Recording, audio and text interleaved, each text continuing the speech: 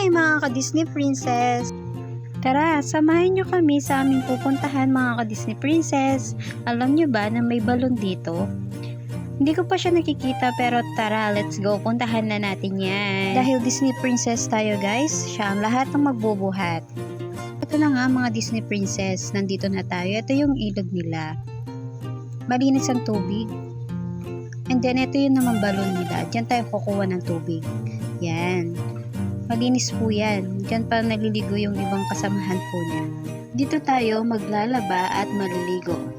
At ayun na nga, simulan ko na ang pagiging Disney Princess ko. Maglalaba na ako ng mga nagamit niyang mga uniform. At dahil walang laman ng poso namin, kinailangan ko maglaba dito at maligo guys. Ayun nga guys, ang sarap din maligo dito dahil malamig yung tubig. Nakaka-refresh.